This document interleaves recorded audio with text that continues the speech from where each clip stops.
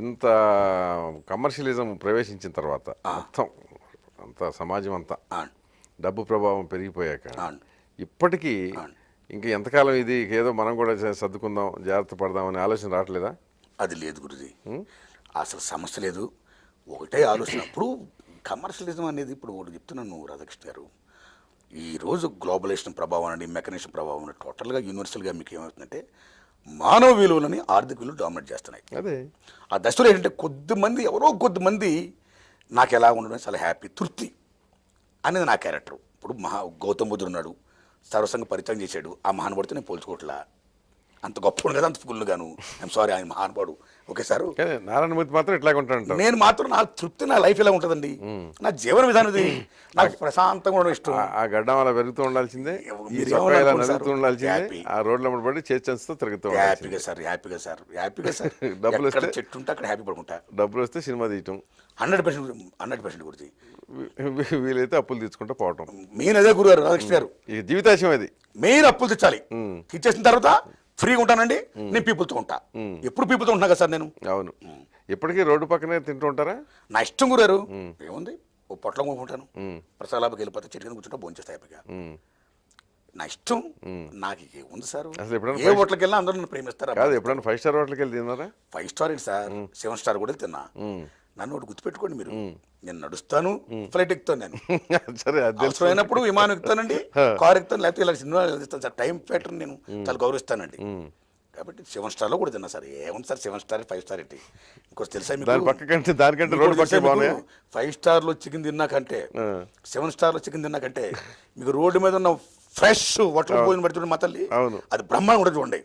అవి మళ్ళీ ఫుడ్ భోజనం అయిపోతాయి మీకు. అదే, ఎప్పుడు కరెంట్ పోతే ఫ్రిడ్జ్లో పెడతారు, కరెంట్ పోయినప్పుడు మళ్ళీ అది మీకు తెలుసు కెమికల్గా మొత్తం అయిపోయి నాశనం అయిపోద్ది, మళ్ళీ హేట్ ఇస్తాడు. ఆ టేస్ట్లో మీకు తెలియదు, మన్నాడు కట్ చేస్తే ఫుడ్ పాయిజన్. దానికంటే ఇది బెస్ట్ కదండి, నాకు ఇది చాలా ఇంట్రెస్ట్ గారు. బయట వాళ్ళతో సినిమాలు ఎందుకు తీరు మీరు? గురుజీ, నేను సినిమా పిచ్చితో మద్రాసు వచ్చాను. నాకు సినిమా పిచ్చి ఇంకా చాలా ఉంది, నటించటమో తీయటం. ముందు నేను యాక్టర్ అవ్వాలని వచ్చాను నేను. సో నా అవసరార్థం నేను డైరెక్ట్ని ప్రొడ్యూసర్ అయ్యానండి. సో నటించడం అనేది మీ అవసరం, నా ఇంట్రెస్ట్, నా యాంబిషన్, నా జీలు. సో నేను పెట్టుకొని మళ్ళీ ఇంకోళ్ళని పెట్టి ఎందుకు తీస్తానండి నేను? కనీసం ఫ్రీగా నటిస్తానని ఒప్పుకోలేదంట కదా మోహన్ బాబు లాంటి వాళ్ళని. నిజంగా శ్రీహరి బాగా చెప్పారండి. మోహన్ బాబు గారు మనస్ఫూర్తి చెప్తాను, నారాయణమూర్తి నేను వేషం ఇస్తాను నీ సినిమాలో, నువ్వు తీసుకో. డేట్స్ కూడా ఇచ్చాడండి.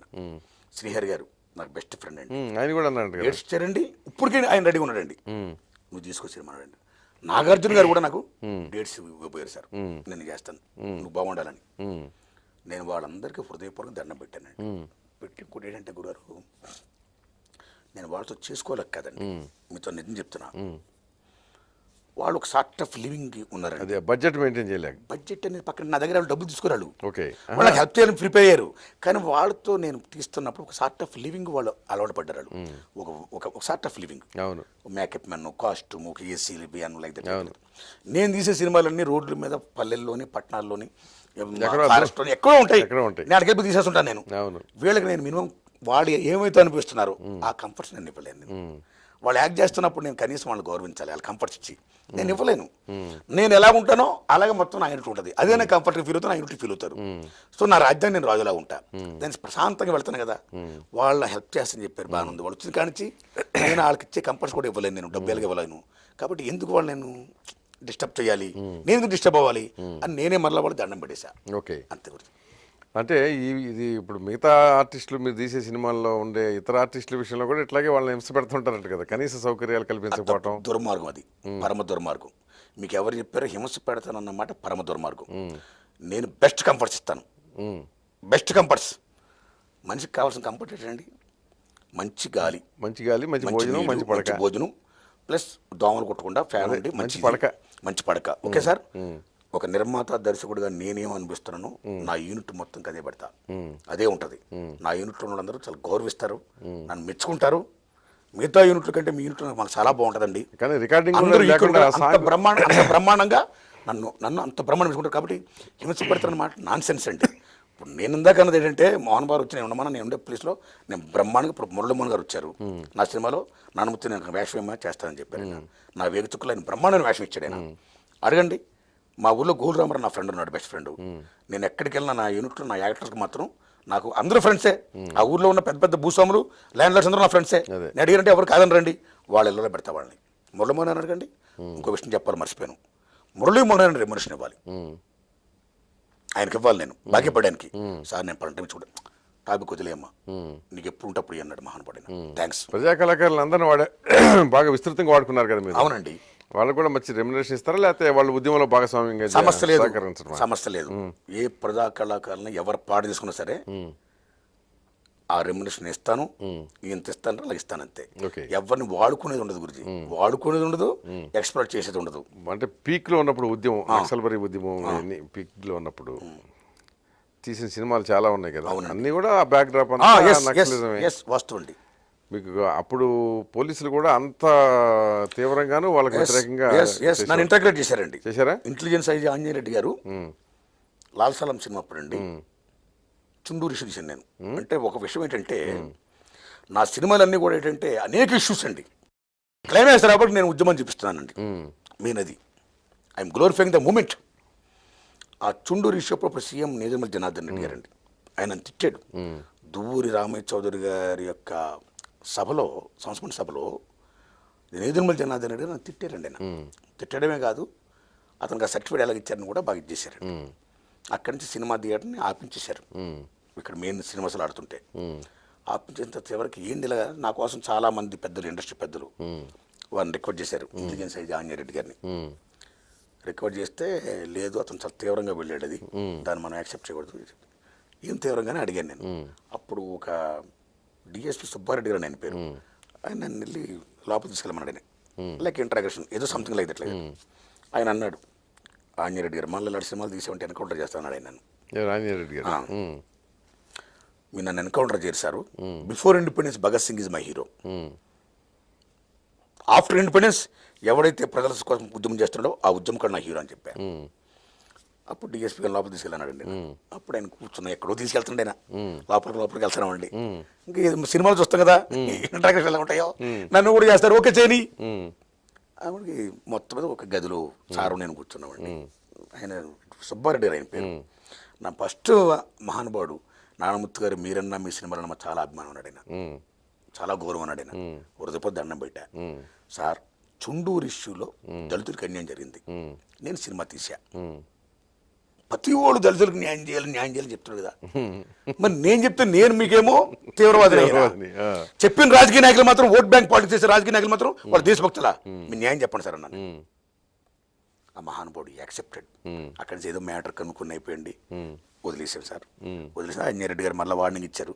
వార్నింగ్ ఇస్తే మళ్ళీ అదే మాట చెప్పా, ఎక్కడ ఉద్యమం ఉంటుందో, ఎక్కడ ప్రజల కోసం తిరుగుబడకూడదు, ఎక్కడ ప్రజా ఉద్యమం జరుగుతాయో, ఎక్కడ ఏ సమస్య ఉత్పన్నం అయినప్పుడు అది జరుగుతుందో నేను ఆ సినిమాలు తీస్తాను. ఆంజనేయ రెడ్డి గారు, నేను కళాకారుని సార్, ఎన్కౌంటర్ చేసుకోండి అన్నారా?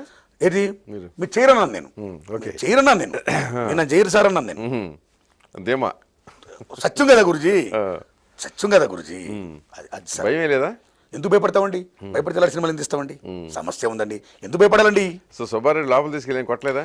అసలు కొట్లా, సత్యం మాడుతున్నా. మళ్ళా కూర్చోబెట్టి ఇదే చెప్పారు, మీరన్నా మీ సినిమాలో మాకు అభిమానం అన్నాడు మహానుభావుడు. ఆయన సంస్కారం హ్యాట్సాప్. సో ఇదంతా ఒక ఎత్తు. వ్యక్తిగత జీవితం వచ్చినప్పటికీ మీరు ఇంతకుముందు ఎవరన్నా ప్రేమించారా? ప్రేమించకపోతే మనిషిని ఎలాగవుతుంది సార్, మగాడు ఎలాగవుతాడు సార్? ప్రేమించా. ఏ దశలో? కాలేజీ డేస్లో, యవ్వనంలో. అది ఓకే, అది ఏమో కాస్త తాత్కాలిక ప్రేమలో. అది మీరు అనేది పాయింట్ ఏంటంటే ఫెటల్ అట్రాక్షన్ కాదు, సీరియస్ గానే ఎమోషన్ ఫెటల్ అట్రాక్షన్ కావండి, సీరియస్ గా. That is the age.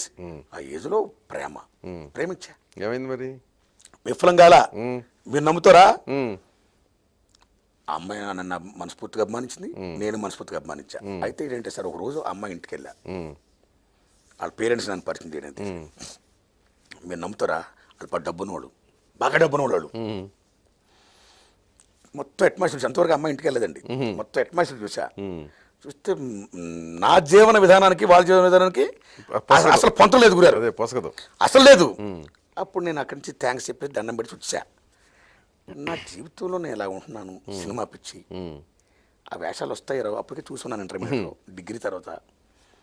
నా ప్లాట్ఫారం బతుకు, ఈ అమ్మాయి స్టార్ట్ ఆఫ్ లైఫ్ ఇది చేస్తుంది. ఈ అమ్మాయి పేద అమ్మాయి ఎవరిని చేసుకున్నా ముందు నా భార్యకి నేను న్యాయం చేయాలి, ఆమె నేను ప్లాట్ఫారం మీద నాకులా పెట్టకూడదు.